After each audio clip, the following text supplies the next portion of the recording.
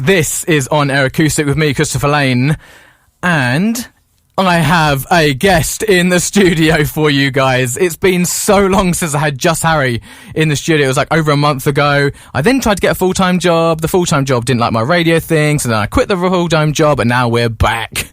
We're back. The show goes on. I know people were messaging me saying, hang on a minute, like, are you still doing them? I'm like, yeah, I'm still doing them. I'm still here. You can't get rid of me that easy. But yes, here we are then. Welcoming into the studio, Cat Elliott. Hello. Hey, how are you doing? Really, really good. I thought I'd play Ted Osborne there for a special reason, because you have played with them. Yeah, you've played with him. He's amazing. We've played a gig together at the Barley Mow in Marylebone, which is the most amazing venue ever. It's like the best fun, and he's just a legend, Ted. Because it was actually his parents. Yeah, he didn't tell me this. His parents told me. That's funny. Apparently, he did a really great cover of Zombie. Oh, okay. Thanks. Thank you, Ted's parents. Yeah, whose names I don't know. I'm sorry. That's what they said. They said you did a great one. So that's awesome, man. I love that. I love it when you come in when I'm doing things like this, like on Air Acoustic, and like people all know each other, and I guess how it works for me. Really, I've never had to go out and find my own artists. People just seem to come to me because so and so knows them, and it's a really great community. Yeah, it's what like I love. A small world, isn't it? Massively in music, yeah. Like it's only, well, hopefully it's only getting smaller for me. I just need to find more and more people. But of course, like when you come on, more people will see what you're doing, and that's how it all works. Yeah, but I can send loads of cool singer-songwriters your way. Oh, see, this is just like you're already in. Like this is it. You're already a legend in my eyes. Okay, well, let's talk to you, Kat, about the music. Where did it all start with you? I guess it started when I was a little kid, and my parents used to listen to a lot of music, and I used to drive them insane by learning all of the words, every single word to musicals like Annie, including the songs, but also the whole script, and I would just basically be repeating it a lot and making loads of noise and driving people insane. And then later on, I guess I didn't really start writing songs until I was about 20. Sort of didn't really pick up the guitar, but then I did, and like loads of stuff, like the angsty years started to sort of pour out of me into songs, which I think is a fairly typical story. Well, no, your story is actually very different, because when I speak to most people, it's like your mum and dad had that guitar and they were musicians, but and it's all like very, I listen to this and this on the radio and vinyl. Yours comes from musical theatre, like Annie and everything. So that's what go into that. Yeah, well, I mean, I've always loved musical theatre. I guess some of my songs are a little bit on the dramatic side. And nothing wrong with dramatics. And I did this challenge back in February called the February Album Writing Month Challenge. And a lot of the songs that came out of that seemed to be like very, I would say, like teenage musical, kind of Grease-esque, like on a tiny, almost verging on cheesy. Everyone loves a bit of cheese. Everyone loves a bit of cheese. Yeah, but no, that was good fun. But my dad, he plays guitar and started writing songs, but he decided to quit when what was the band that came out with the song Brothers in Arms? Oh, I can't remember. Was it Dire Straits? I'm so ignorant when it comes to this kind of thing. My musical sort of theory and trivia is not good. Brothers in Arms. Hang on a minute. This is gonna. You're gonna have to Google it. Yeah, go on. Brothers in Arms song. It is.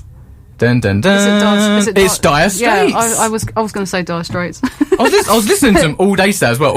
Really? Yeah. There you go. Synchronicity. There you go, eh? Yeah. So he decided that the best song had ever been written, so he might as well just do something else instead, become a geologist. I'm not kidding. I didn't know where that was going, but I didn't take that one. Yeah, my mum's a singer. She's always out and about, like getting people dancing in on dance floors and stuff. So cool. I've had quite a good musical grounding. Yeah. Ding. No, you're right in the right place. Yeah. Not just one parent, both. Yeah. That's like the most like best foundation you could ever have. Yeah. I'm lucky, really. I think. But I still find that one interesting though. Like it was the musical theatre thing, because obviously if your dad's writing songs for Dire Straits and your mum's doing rocking on the dance floors, you kind of went a totally different avenue. It was like, no, I really like Annie and Grease and these kind of ones. Yeah, it's a bit peculiar, actually. I find it really interesting. Yeah, and then I went from musicals to Alanis Morissette, Radiohead, and so it's kind of been a little bit of a strange convoluted journey. I love that though. That's so cool. Like, why you don't want something like just like, oh yeah, like, you know, I've done this, done that. Yeah. Like, this is really cool. Like, you're like, yeah, just down every avenue. But I think that's a good thing though. Like, it sounds like a curiosity. That's great for an artist. Yeah, and it's like being a jack of all and a specialist in nothing. But yeah, I mean, I think that makes for more sort of interesting. I don't know. Sometimes, like, my recordings can be a little bit of a mashup of lots of different styles, I guess. But that's good. Like, when you like music, like, you know, look how many musicians are out there. It's good to sort of have that thing that sets you apart, like your unique selling point. Yeah. So I guess that's your one. Just, you're not one thing. Yeah. Yeah. I didn't think of it like that, but yeah, that's good. That is good. Oh, here we go. So you'll get everything on this show. But it's good. Like, I think, like, you know, you got to have your unique selling point. You don't want to be just like any, like, you know, oh, I've heard this all before, blah blah blah. Yours is going to be completely different. I mean, I have listened to your music. It is different. I love it. Oh, thank you. I mean, I'm a sucker for folk and indie music, so, like, you know, yeah, I would love that. So if you could be in a musical, here we go. If you could be in one musical, what would you be in? Anything. Annie.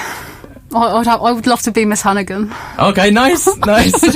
She's such a legend. The way she's like in the bath with, like, you know, it's full of gin, and she's just and she starts off being such an ogre, but then at the end she just has this magnificent, like, transformation into this wonderful woman that actually really does care about kids, and she saves Annie from being thrown off the top of a high building, and I just think she's just a legend. Yeah. I love how you've actually probably thought of that as well. Like, that wasn't a question I sent you. Like, I asked you. I went, bang! I know this one. Yeah, it's like I didn't even have to think about that one. Yeah, if I was going to be in one musical, that would be it. I would be Miss Hannigan in Annie. I love that. Yeah. What if it comes to stage? You know? Yeah, you never know. Here we go, you know? It could come to the Watford Theatre, we don't know, Hank. Stranger things have happened, I'll tell you. Cat Elliott as Miss Hannigan. Here we go. Hey, see? Right, let's get it done.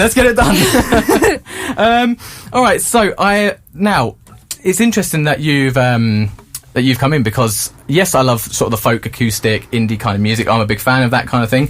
And there's an idea I have of having a canal boat. And I'd love to kind of go up and down the waterways of the UK with artists.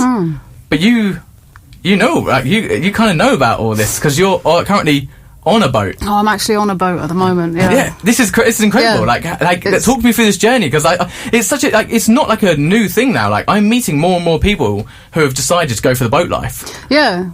Well, I guess for a start, it's like way more affordable than renting a flat in most cases. But basically, I kind of ended up on a boat by accident. I was renting a room in Islington, and it turned out that the guy that I was renting from was actually like a really shady crook kind of person, and he ripped me off for my deposit, and he wasn't supposed to be renting it to me. It wasn't even his room. And then one day there was a knock at the door, and the agency that he was supposed to be paying money to were there, and they were like, "Who are you?" And I was like, "Who are you?" And then so it all came out, and then basically I got kicked out, and just luckily my friend, who's a total legend, Arnell, he started up this charity called Raft Up, which is actually specifically to help people that have got nowhere to go, who are homeless and want to kind of get back into, reintegrate into society, with the boat as part of that. So they go and stay on the boat, and just so happens to all kind of coincide that at the time that I got kicked out of the room, didn't have anywhere to go, the boat was free. No way. So he was like, why don't you go stay on the boat for a while until you get yourself sorted out? And I was like, oh my God, this is like, thank you God and the angels for sending me this amazing, you know, it's like a godsend, you know, like a lifeline, literally like a raft. That is such a beautiful thing. Yeah, it's amazing. That's so amazing. I love hearing stories like that. Yeah, it's just awesome. But like, well, it's much better than a flat, like, because you get to go wherever you want. But so you're living on there with other people? Well, at the moment it's just me. Just you? Yeah. So I've got a bit of an image of what it looks like. Like, I don't know why I've got this like vision in my head of boat life and a guitar, but it's this awesome, like, how you can just sort of sit on the top, and probably not now, but like sit on the top of the boat, playing your guitar, like, sun's out. Like, it's a little bit chilly for doing that now. But back a couple of months ago, I did actually. I was sat on the what do they call it? The deck. I was sat on the deck. Yeah, I've got to think of all these like nautical words. It's hard for me. But yeah, I was sat on the deck and I had my shorts on and my sun hat, and I was playing the guitar, and someone got a picture of it. So I'm using that because I've been recording an album, like a really raw acoustic album in the cabin, which I'm going to call Songs from the Swamp. And yeah, there's like the album cover is that picture of me sort of sat on the deck, sort of looking up at the sky. I was actually looking up at, there was an aeroplane, it kind of flew over and ruined my video. So I was looking up and it looks quite nice, but I was actually thinking bad things. It's always the nightmare. Yeah. Like, it's when you're recording stuff, like, it doesn't matter, like, whether you're a musician, presenter, it doesn't matter. If you're out and about, the worst things are helicopters, aeroplanes, and sirens. Yeah, like, totally. oh boy, just when you're nailing a link or nailing a song, an ambulance decides to go past. I mean, hopefully the person on the other end is okay. Of course, we always want them to be okay. But you just ruined my link. Yeah, you just... Yeah, exactly. I've got Obviously, to re-record this whole thing. Yeah. No, but, like, it sounds like it's such a cool thing. Like, it's definitely, like, a vision in my head of, like, I want to do something with a sort of canal boat on the waterways. Because it just, for me, like, seems like the most perfect pairing, like a guitar, you know, that folky kind of thing. Yeah, like, it doesn't even matter if summer, like winter, you can have like, have you got like a log fire in there? No, I wish I did. I've been on some, they're so cool, but they heat up fast. Yeah, they do. I mean, my friend's got like a proper barge, and she's got a wood burner on there, and it gets so lovely and toasty on there. See. A few drinks, but the far end of the boat never heats up, and that's where the toilet is. Oh no, that's the nightmare. Yeah, so it all seems great in your head until the reality's there. Yeah, like the practical realities of it is. Summer's great. Summer's great, and the winters are just a little bit nippy. That's all. Oh man, well, it looks. I think it'd be really cool if you had like if you were broadcasting from a boat, though. I know. Like it would be like Radio Caroline. I know. I'm thinking like I need to sort of like with On Air Acoustic, I need something now to go on to. I feel like I've done the radio thing, the studio thing's great. I just need now the next thing. Yeah. So could it be a boat? I don't know. I don't know. It could be the boat. Maybe that's it. Maybe that is it. Maybe, yeah. That sounds like a really cool idea. Oh, here we go then. Yeah. People have heard it here first. Well, you know, we've got each other on Instagram. We'll think of something. Yeah. We'll think of something. Yeah, we could even like speak to Arnell with Raft Up, and like it could be some kind of amazing conglomeration of awesome ideas. Sponsoring as well, like getting the name out there. Yeah, exactly. Everyone's a winner. Yeah, see that would be so cool. Look at this. What, 10 minutes into the chat, we've already thought of next year's plans. Literally, love this. We should be running the world. Everybody. Here we go. Like this is it. Talking of like there, like we've just completely skipped over what you were saying there about a new album of old songs in a really sort of raw and unplugged way. What can you tell us about that? So basically, I thought, well, I need to do something constructive to earn my keep on this boat during this time. So I basically I've just been using my iPad, just hit record, and I've for ages I've had a hankering to just like get as many of my old songs, just because most of them aren't recorded, and I just thought, well, it'd be really nice to just have them, you know, like just in their raw form, as if you're sitting in the room with me and I'm just playing the guitar and singing.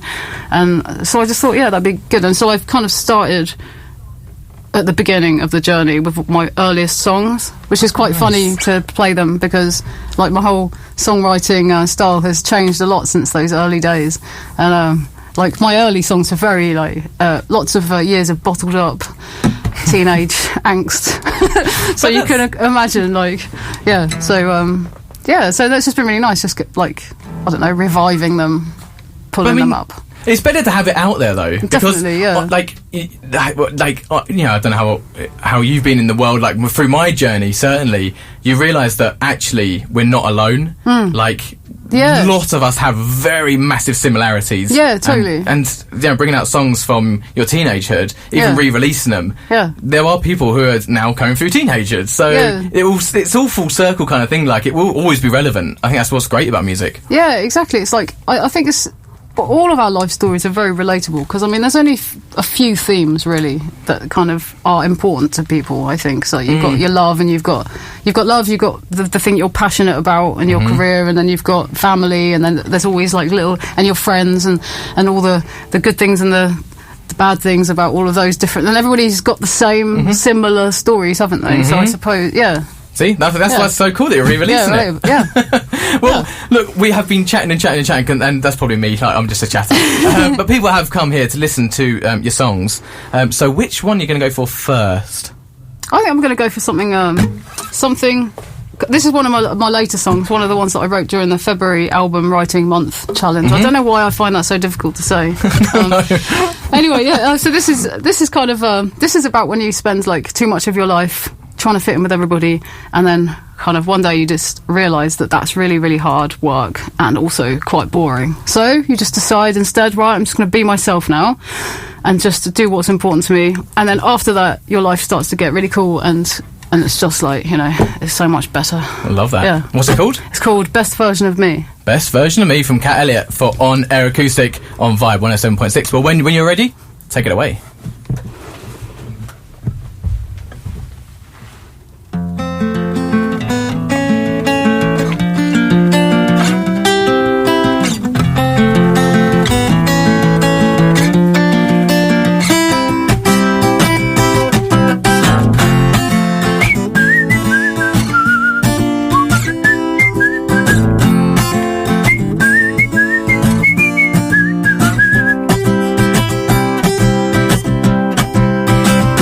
Trying something new to get out of this groove that I've somehow dug myself into. Trying something fresh, buy a nice new dress and a pair of funky shoes. And maybe then I'll be pretty, and maybe then I'll be cool, and maybe then they'll appreciate the nice things I try to do. And maybe then I'll be witty and have a rolling around on the floor. Maybe then I won't have to be lonely anymore. Trying to be real, act the way I feel, trying to be genuine and true, but don't wish to offend, and so the truth I bend, so my friends will all approve.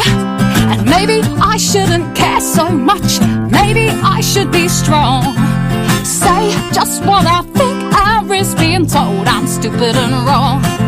And maybe it doesn't matter if people think I'm a bore. I'm starting to believe myself when I say I don't care anymore. I don't care anymore.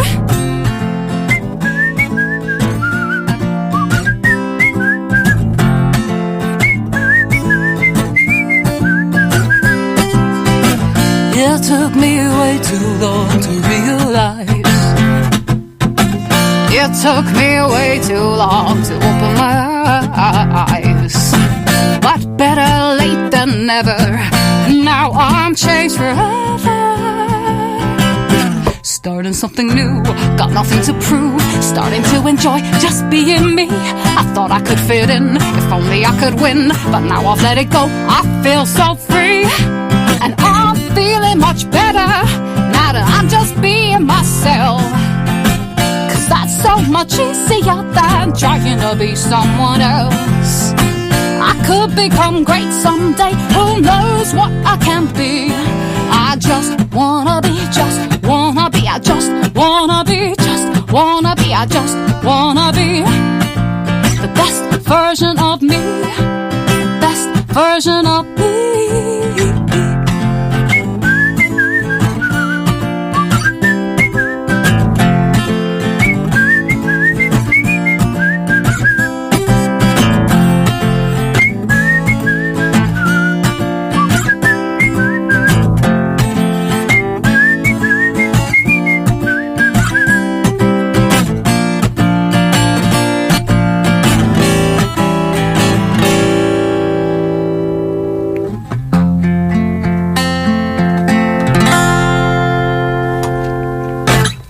And that is how you do it. That was incredible. Cat Elliott, well done. I love that. Thank you so much. Absolutely love that. I just had to wet my whistle after that one. Yeah. Sometimes the whistle doesn't work live on stage. I was about to ask that. And it's like you're going down a microphone, like just blowing raspberries. It's so embarrassing. Honestly. But luckily, It works then. I was about to ask that. I was like, about the whistling thing, because you don't really hear that in a lot of songs. Yeah, not so often now. Which I love. I love a bit of a whistle on a song. Why not? But I was going to say, like, does it always work? There's been times when I've been like, come on, man. Yeah, it's not fun. Is there a particular area it doesn't work? Like, if there's like let's say you're in a, because fans and all that kind of stuff. If I forget to take my lip balm with me, oh yeah, then that's it. Then I can just say bye to the whistle. But sometimes I'll just have to substitute with like, whoo, whoo. In fact, that's how that started out. Like when I first wrote that song and I was recording it, I was kind of like, whoo, whoo, whoo, whoo, whoo. And then I don't know why, but I just started whistling because I've never whistled in a song before. That was the first. That's my first whistler. So that's great. Yeah. I feel like there might be more. Yeah. I feel like there might be more whistling coming on. Yeah. That's so cool, man. That song, like, it was. I just think of it like as like in a movie or a TV series, like when it's like the montage. Yeah. Like someone's like, "This is it. This is my moment." Like, get out of bed, like jump out of bed and have it. And I like, where did it originate for you? Like, how did it come to life? I think I genuinely, like, back when I wrote it in February, I think I was actually at that point when because I guess maybe everybody has this a little bit, but like I've always been like, a people pleaser, and and sometimes you can just find yourself like with your cup's empty because you've just been trying to please, and then kind of you're not very happy, and then also you can't make anybody else happy because you're sort of being miserable. And so I just thought, you know what, maybe I should kind of just follow my own heart a little bit more and just try and make myself happy. And then so that song kind of came out, and I hope that it kind of lifts people and makes them think, it's good to just do your thing and be the best version of yourself and have fun and just not worry so much. And I think I need to sort of learn how to live by that live by that a bit more. I was about to say, do you live by your own rules? Yeah, exactly, because I don't always remember. I'm, a bit of a worry head. Was it do as I say, not as I do? Or yeah, exactly. Is that the sort of thing? Yes. Like, yeah. That's amazing, though. It's amazing. Like, but yeah, it kind of, that kind of, this is it moment for you. But it's really cool, man. How do people find it at gigs when you sing that one? Like, with the whistling and the... I think they like it. I think they like it. I think they're always a bit surprised when I come out with the whistle, especially if the whistle doesn't work and then I'm just appear to be blowing raspberries down the microphone at them. But yeah, I think people quite enjoy it. Do people whistle back to you? They have done. At one gig, my friend Anna was there, and she's really good at just being a joiner anyway. So, but that was really nice because I was like halfway through the song and she'd kind of twigged onto the whistling part, and so she started whistling back in it. I was like, yes! I think I even yelled, yeah! In the middle. Yeah. This is it! Yeah, it's like, yes, that's it. Someone's whistling along to my song. You should try that in a gig. Like, next time you're at a gig, you should sort of say, like, this is how it's going to go. Like, when I finish this part, you guys have all got a whistle and try and get how many sort of hundreds of people, thousands of people whistling back at you. That's true, actually. Yeah, because I haven't really got a joiner in song. Because most of my songs are so wordy, like there's like no chance that there's no bit in there that people can sing along to. So maybe I could just like say, look, whistle. You can whistle to this. It's like you don't have to remember any words at all. But it's fun. Yeah. It's fun to get like the interaction, because like I was only saying that whistle thing is because when you're kind of doing well when people sort of whistle back to you, like that's when you've got the crowd's attention. When people are singing back to you, you've got their attention. That's when you're doing really well as an artist. Yeah, that's like that's the dream. Well, it's like, it can be my little homework for you. Like, when you leave here, you've got to get the crowd to whistle back to you. Yeah, that's it. That's my new mission now. Every gig is going to be like, I've got to get at least one person to whistle along with me. Or we can get a canal boat, go up the waterways and see how many people we can get to whistle. Yeah, whistle from the banks. 24-hour challenge to see how many people we can get to whistle. Yeah, that's a really good idea. We could raise money for. There we go. See, I don't know. Is there a charity set up about whistling? I don't know. Whistle while you work. Yeah. We're ready. We're ready to take on it. I love that. So, talking of all of this, like music and everything you're releasing, it's actually being released tomorrow. Yeah, that's why you're here. Yeah, literally. I was on the train on the way up here. I was like writing some of the lyrics because I'm going to have to upload the songs and then upload the lyrics. And so I was like, while I'm on this train with nothing else to do, I might as well. But then I started feeling sick because I get a bit train sick. Oh no! Because I'm a wimp, so I had to stop doing that. But yeah, so when I get back tonight, I'm going to be doing some typing and some like finishing touches on the songs, and then So the album will be up on Bandcamp tomorrow, and then in a few weeks' time, I'll have some CDs to take with me. I know that exciting. Not many people, but sometimes it's nice to just have like a physical They're CD. coming back, yeah, just because it's got like a little sleeve in it, and then it looks quite sweet, and so yeah. I do quite miss the CD. Spotify's great. Don't get me wrong, it is really great because you can kind of listen to, you know, have access to it. You know, if I want to try and listen to your music, like, oh great, I'm going to start on Spotify, easy, done. Yeah. So it's really great from my end. But there is something I do miss about the whole CD. Yeah. Like, even like putting it in the car, it's like remember the big like the folders. One out, one in. It was like having a massive Bible, wasn't it, full of like and like did you ever get the thing where you'd have like a whole stack of CD cases and you'd go in but the CDs were never in the right case. Oh God, no. So you'd open up like Maroon 5 case, and inside it would be like Avril Lavigne's, like, and it would be like, and then like there'd be like a scratch on the CD, and it would keep. Like, oh yes, kids will never remember it. They'll never understand how frustrating that was. It was bad on the CD. It was even worse on the PlayStation. Oh my word! Trying to get Spyro to go on the blooming dinosaur. What is it called? Well, they were dragons, weren't they? And it was just like, I was like, oh nightmare! I have to restart. But hey ho, yeah, that'd be really cool when you have the CDs out. Yeah, I'm looking forward to it. What about vinyl? Have you thought about that? Yeah, at some point I'm definitely going to get some songs on vinyl. I haven't decided whether I should maybe just start with a single, because that would be a lot more affordable to do, or just like go straight in and just do an EP or an album. I mean, there's one particular single that I think would work well with vinyl.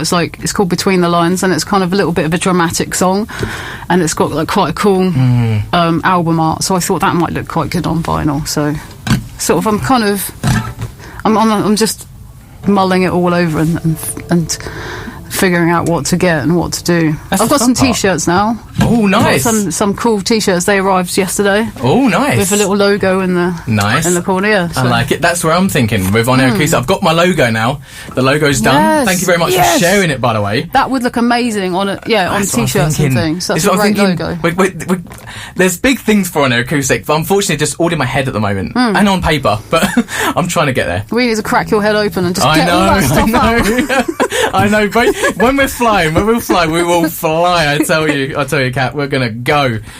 So I'm really interested. I love this part of like a musician's journey about like releasing music. And now you're going to be releasing it on Bandcamp. How does it all how do you start? Like from the moment you've obviously got your songs, but from actually releasing it, like how does it all work? So. What, from recording it? Yeah, anything so say you've got your songs, because for me, if I was going to be releasing an EP, I'd be like a mess. I think I'd be like, oh my god, have I got this right? Have I got that right? What's next? I'd be like, whoa. So it's kind of interesting to see how everyone's kind of journey is with this. I've got one thing to say to that. Welcome to my world. There you go. No, I think I'm sure that there's artists out there who are way more organised than me. I would certainly hope so, because I think you're supposed to have some kind of an actual strategy to do with an album release or a single release. You're supposed to have weeks leading up to it where you post certain pieces of content and just promote it and get everybody excited about it. But I think I've kept this kind of low key really because it's just a sort of raw. It's going to be basically demo type things, demo type songs. So for this I haven't really done much promotion. I've mentioned it a few times on social, and I'm going to mention it a few more times probably while we're chatting. No, this is like I say, this is your interview. That was my chance to make up for all the lost time. I should have been promoting it. Yeah, exactly right. But yeah, so for me, I'll stick it on Bandcamp. I'll just upload the songs and then put the lyrics on there, and then later on, like I said, I'll put it on CD. And at some point, if I produce any of the songs properly, then I would then probably put a version of it on Spotify. Nice. Which is what I'm going to do with the form of the February album writing month. That's also mostly demos, but at some point I'm going to put more of those onto Spotify. I'm going to produce them a little bit better and then put them on Spotify. The City is one of those. Yes. So, can we have that one actually? Yeah. That is a brilliant song. I love that one. Oh, thank you. Yeah. So yeah, I mean, I've heard it. I need now everyone else to hear it. Okay. Turn up your radios, people. Yeah. So this is called The City. When you're ready.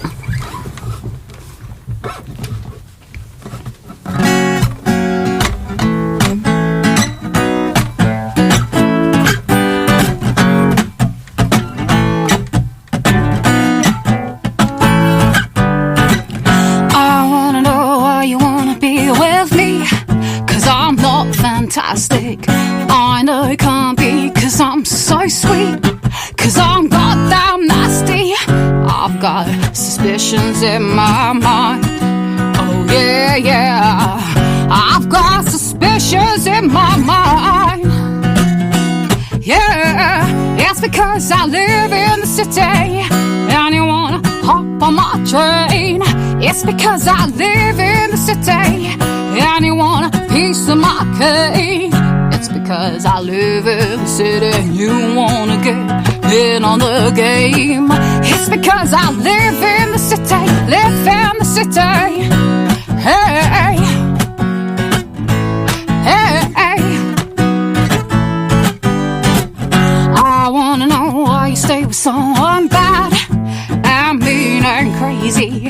There's no way you can possibly like me, love me, trust me when you should hate me. I've got suspicions in my mind. Oh yeah, yeah, I got suspicions in my mind.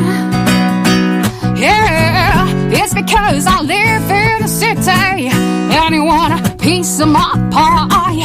It's because I live in the city and you wanna jump in my ride.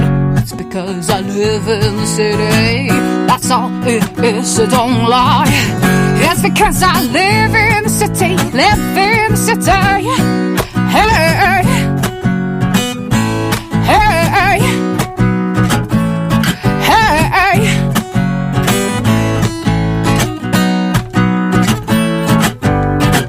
You're a small town critter and you want to grow into something bigger. You're a fortune digger and if you can't keep your cool, you'll be the winner. I've got suspicions in my mind. Oh yeah, yeah, I got suspicions in my mind.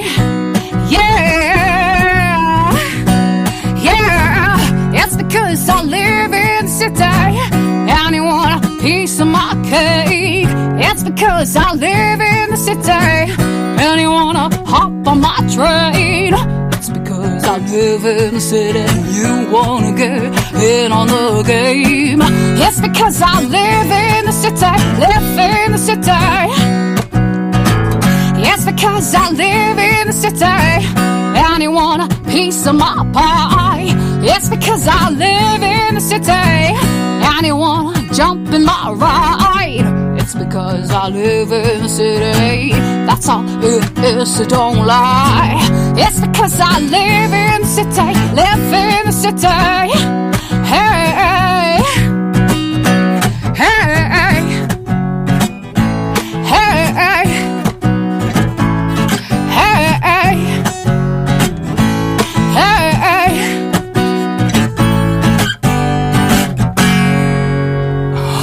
Oh, Cat Elliott with The City performing live for On Air Acoustic on Vibe 107.6.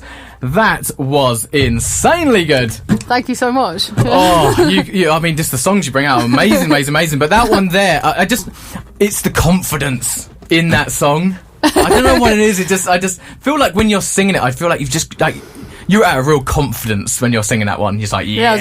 I kind of like, I just like it because, I mean, I was like, by the time I wrote that song, this was during February when I was like, I had to write 14 songs in 28 days. And I was kind of scraping the barrel. And I think I read this story somewhere about this couple who like definitely should never have met and definitely shouldn't be together because like on the one hand they just don't trust each other at all, and the one person thinks the other one's using them, and then the other person's like trying to get what they can. And I just thought, do you know what, that's a great, I'm gonna make that into a song, so I did. And but it's nice to sing it because it's just kind of a bit punky and a little bit, you know, like yeah, got attitude. Yes, that's it. It packs a punch. Yeah, yeah, it's got attitude.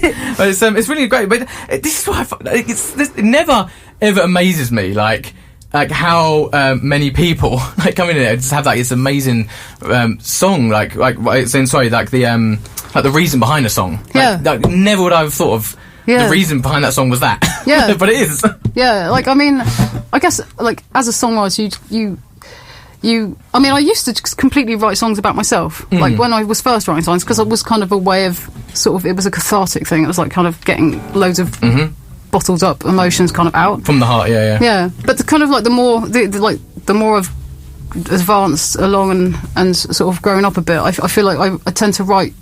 I do still write songs about myself, but I also write songs about other people and things that I hear that are a bit more abstract. And that's a cool thing. So it's quite an interesting little turn on the journey. And, that's pretty cool. Yeah. Yeah, man. You got the stuff out about yourself. Now you can just talk about other people. Yeah, exactly. Yeah, about. yeah, exactly, right. Hey, as long as if it pays the bills, right? Yeah, exactly. Yeah. I mean, didn't do Taylor Swift any harm, did it? Exactly right. No, it won't just stop with her. I tell you that. Yeah. So, obviously, your music's amazing. People are gonna 100% go to Spotify, but where can people see you live? Because I know you've got some gigs coming up. Yes. So my next gigs, there's at Fulham Palace. Is it? Yeah, Fulham Palace, Bishop's Palace, Fulham. Yeah. Mm-hmm. I'm sure if you Google it, it will come up because it's just the lights at Fulham Palace. The lights, yeah. And it's on every weekend from the 28th of November through to the 22nd of December, and it's Thursdays through Sundays, and I'm going to be playing pretty much every weekend. Mostly like covers and Christmas songs. But if you want to catch me playing originals, then I would suggest follow my Instagram, and also maybe look up my website, which is www.musiccatelliott.com.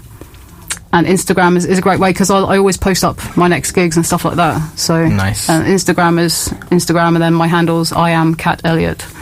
It's really important that it's 2 L's and 2 T's, by the way. And cat with a C, like meow. Yeah.